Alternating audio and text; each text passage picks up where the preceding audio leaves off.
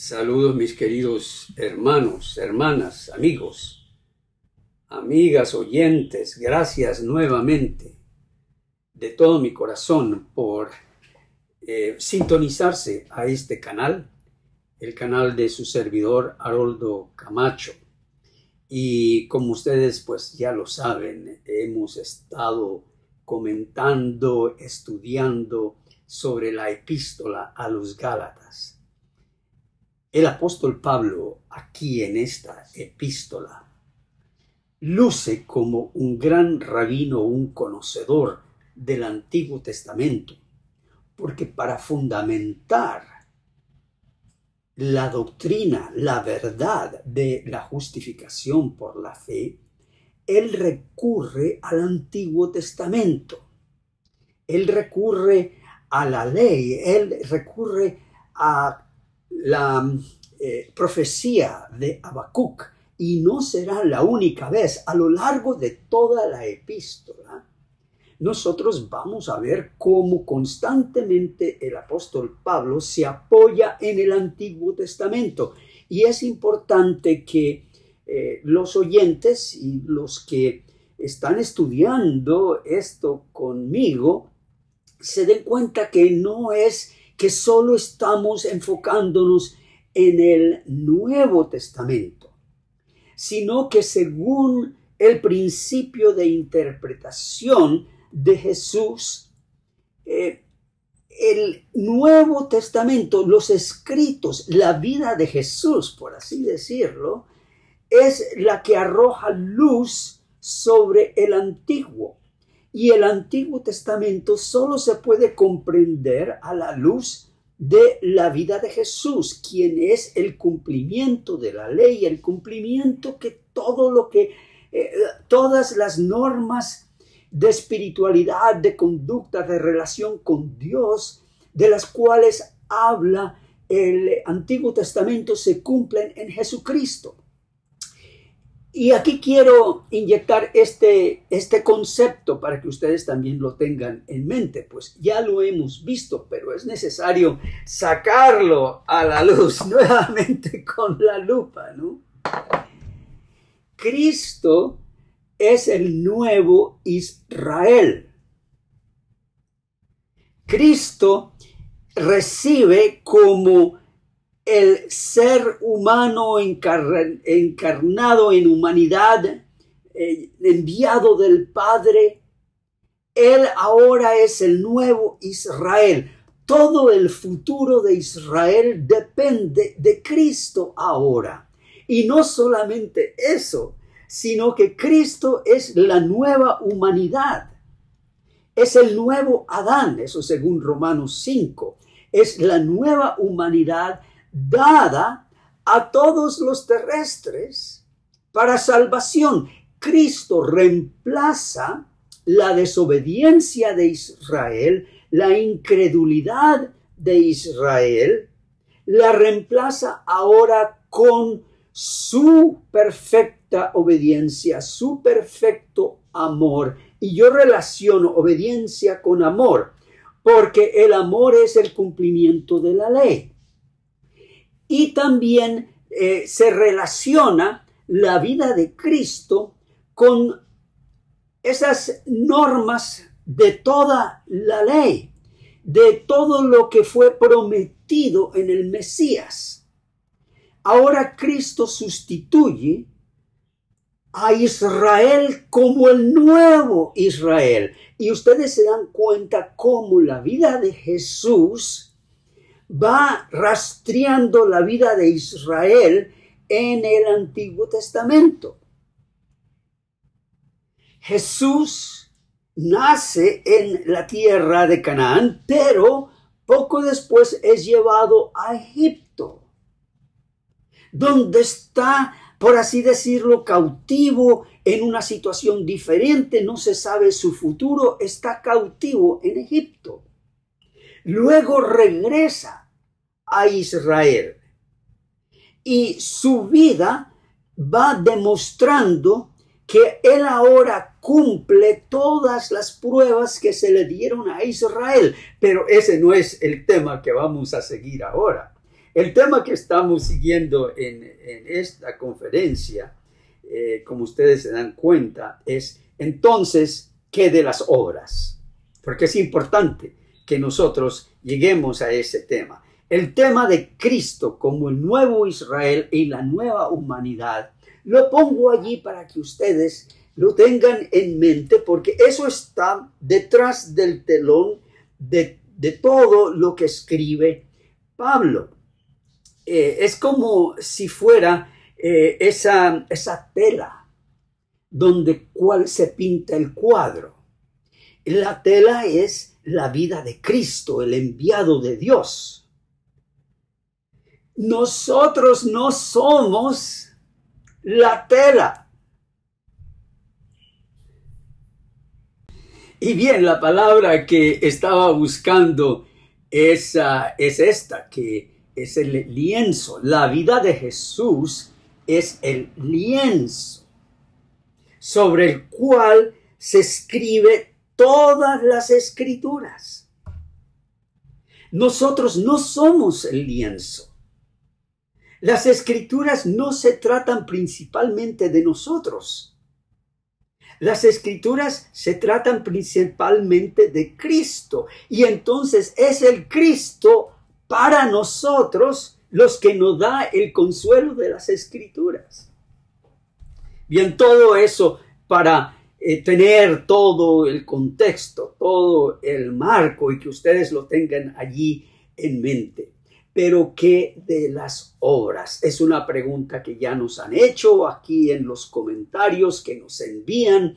Y entonces, al igual que la Iglesia romana mediante sus teólogos le preguntaban a Lutero entonces, ¿qué de las obras?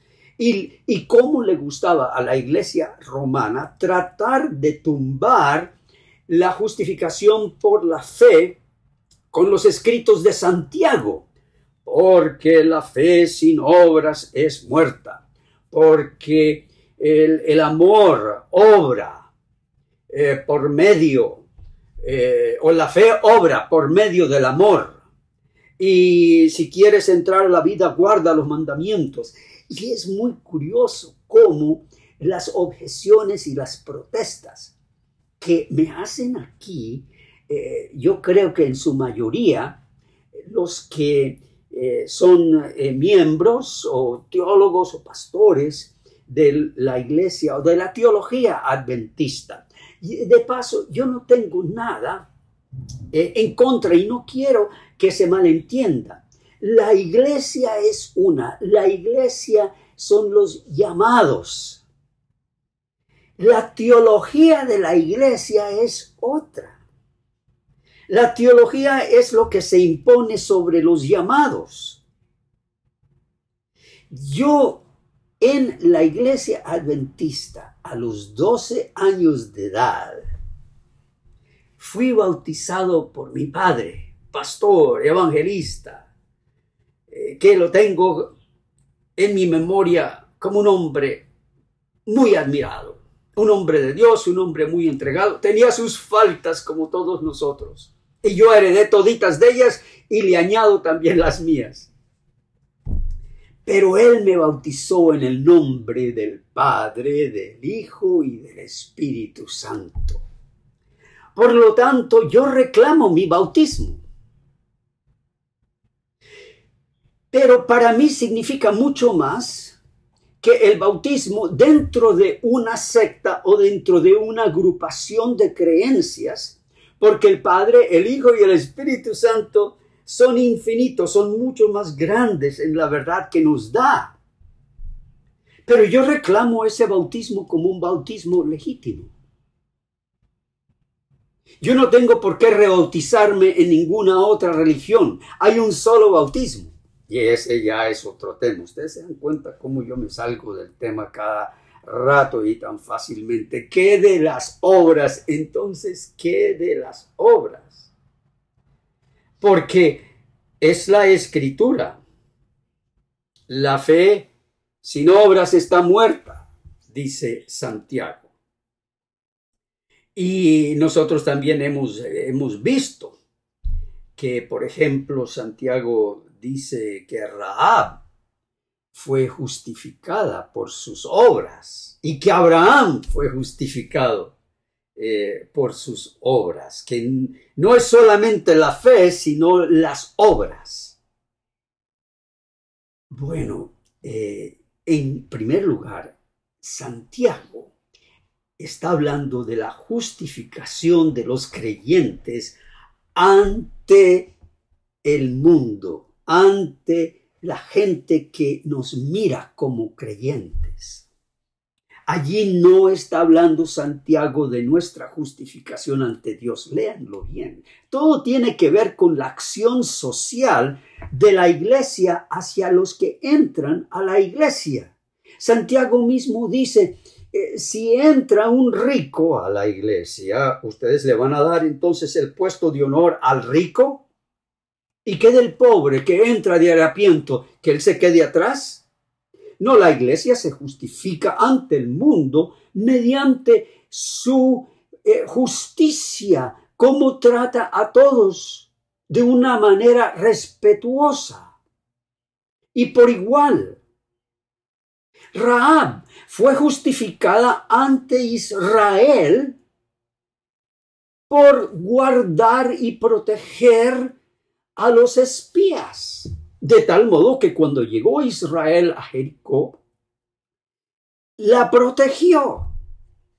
Ellos vieron el cordón rojo, pero la justificación de Rahab ante Dios no fue por proteger a los espías. La justificación de Rahab ante Dios fue poner su fe en el cordón rojo, en lo que significaba ese cordón, la sangre del cordero por la cual era perdonado Israel. Lo mismo con la obra de Abraham. Lo que hizo Abraham en ese monte con su hijo lo justificó ante las naciones que lo rodeaban como un hombre de fe. Le dio respeto ante las naciones como un hombre de Dios, un hombre de fe. Él fue justificado ante las naciones. Pues imagínense la fe que había tenido Abraham para haber hecho eso y luego cómo Dios le sostuvo la mano para que no sacrificara a su hijo. Envió al ángel, lo llamó Abraham. Y cuando se conoció la historia, la gente escuchaba esa fe de Abraham. Se tapaba la boca, porque ellos comprendían lo que era hacer un acto de esa índole. Lo respetaron, lo justificaron como un hombre justo. Pero ante Dios, Abraham fue justificado porque le creyó la promesa a Dios. Que no importando todas las evidencias a su contra de que ya era un hombre de 100 años y su función ya había decaído y estaba muerta, así como la de Sara, su esposa, él creyó a Dios que Dios daría una simiente mediante él, la cual sería de bendición a todas las naciones. Y creyó Abraham a Dios y le fue contado por justicia. Ahí no dice que sacrificó Abraham a Isaac y esa obra le fue contada por justicia. Santiago sí usa el sacrificio de Isaac o la intención de sacrificar a Isaac como una obra que lo justificó ante las naciones, ante los hombres, ante los reyes, ante los poderosos. Porque ellos muy bien sabían que con sus propios hijos, sus herederos, ellos no habrían hecho eso, especialmente cuando era el único hijo. Así que Abraham fue justificado ante los hombres, ante las naciones, por lo que hizo con su hijo Isaac. De tal modo que hay una gran diferencia entre la justificación ante Dios y la justificación ante los hombres. Lo mismo con nosotros. ¿De qué nos vale de que aquí nosotros estemos hablando de que somos justificados por la fe ante Dios y luego le demos la espalda a la necesidad de nuestro prójimo? Pero nosotros no seremos justificados ante Dios por más que nos esmeremos en nuestro prójimo y le demos la espalda al sacrificio de Cristo. Esas son buenas obras, pero no son obras de la fe. Otra cosa es que solo un justo puede hacer obras justas. ¿Entienden ustedes ahí la diferencia? Solo un justo puede hacer obras justas. Una persona que no ha sido justificada por la fe en el Cordero puede hacer muchas obras y muchas obras buenas. Y de hecho, una versión del juicio de las naciones habla de esto. De que hay muchos que llegarán al Señor y le van a dar todo el conteo de todo lo que hicieron sus iglesias, de todo lo que ellos hicieron por el menesteroso y por sus obras buenas. Qué bien que le ayudaron al menesteroso y al necesitado, pero Jesús les dice: yo no les conozco. La fe que yo les di no me la devolvieron. Yo no los conozco. De tal modo que una vez justificados, comenzamos a hacer obras justas, obras rectas, obras buenas, pero la mano derecha no va a saber lo que hace la izquierda y ambas manos se van a declarar que cuando nosotros hicimos esas obras, ni nos dimos cuenta que estábamos haciendo cosas buenas. Señor, ¿cuándo te hicimos a ti estas cosas? Es lo que dirán los justos en el juicio de las naciones. De tal modo que las obras de la fe, las obras que proceden de la fe, Dios las considera como buenas obras, aunque a nosotros no nos entre por la cabeza la mínima idea de lo que estamos haciendo, es una buena obra. Aún así nos vamos a esmerar por ayudar al prójimo. Y el prójimo muchas veces está dentro de nuestra casa. El prójimo es nuestro hijo. Cuando tiene un disgusto, cuando tiene un problema, cuando no tiene paciencia, ese hijo desobediente, malcriado, es nuestro prójimo. Nosotros a veces buscamos el prójimo por allá afuera, para que se nos vea. Pero en la intimidad del hogar, cuando tú entras a hablar con tu hijo, con tu hija, y comienzas a hablar, dime qué fue lo que pasó, cuéntame. Yo no te voy a castigar, solamente te quiero entender.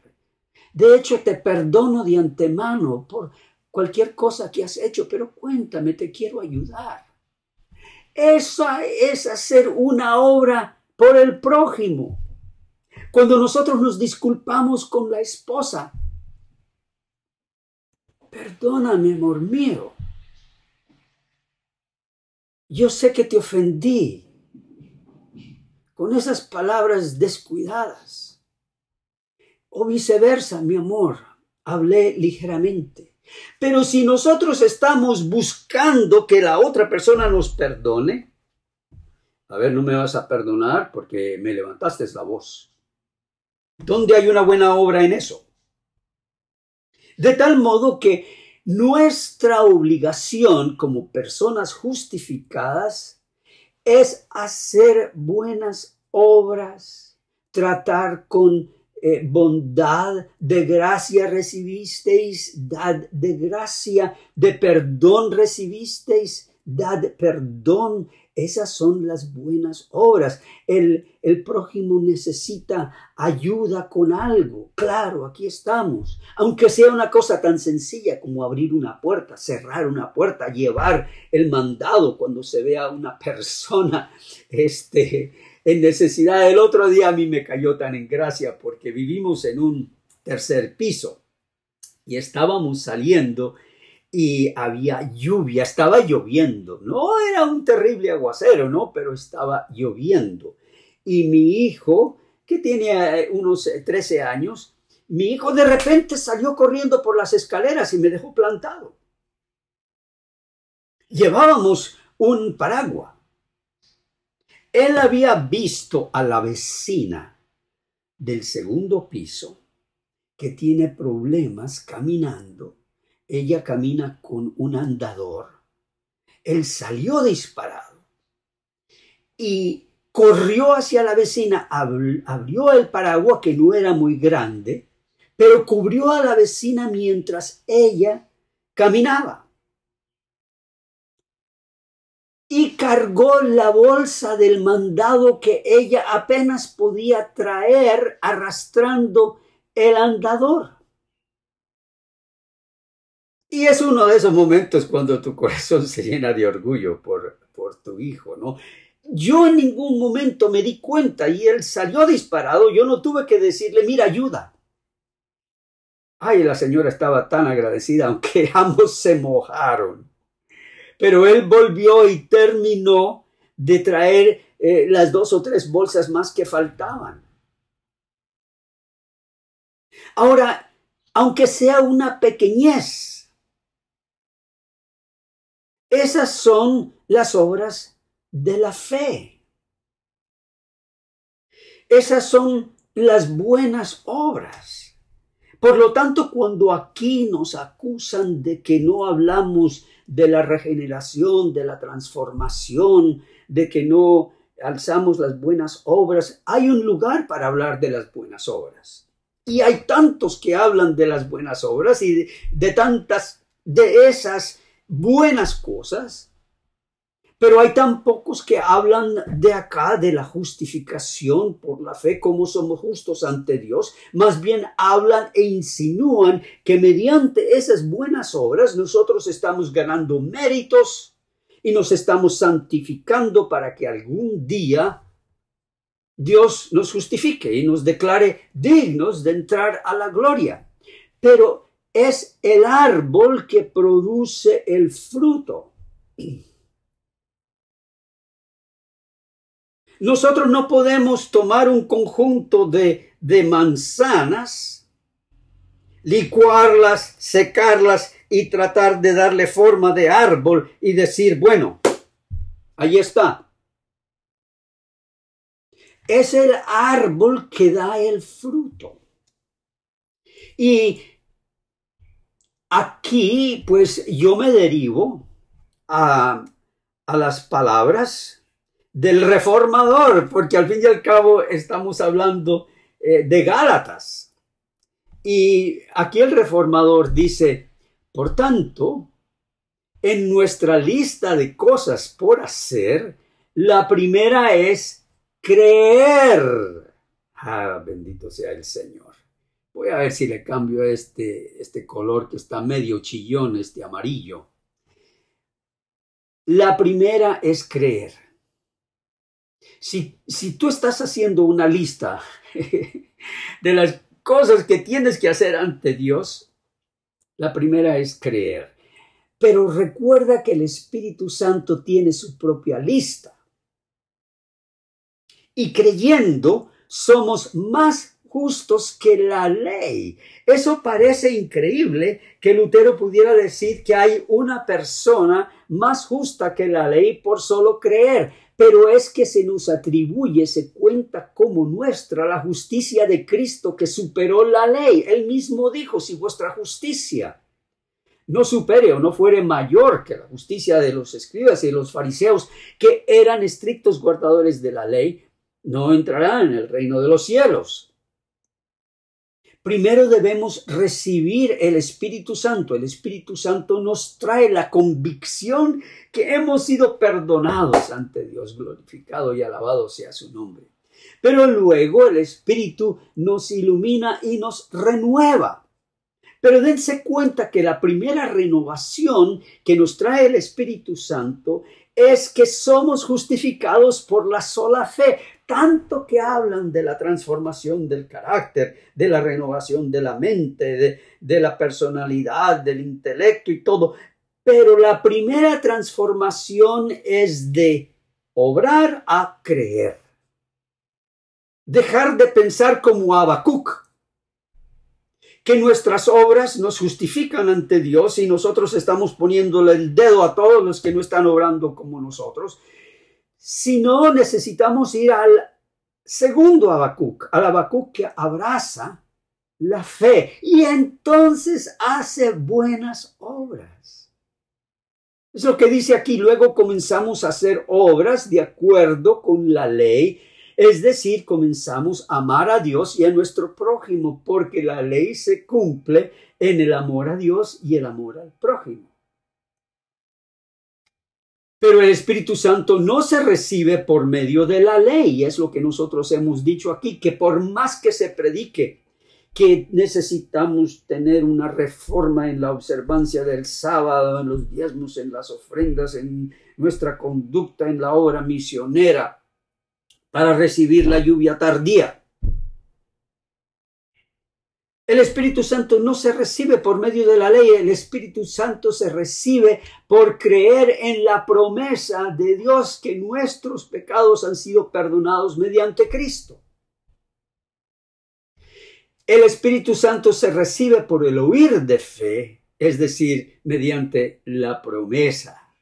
Cuando se aferran a Él por fe, el Espíritu Santo les es dado por causa de Él.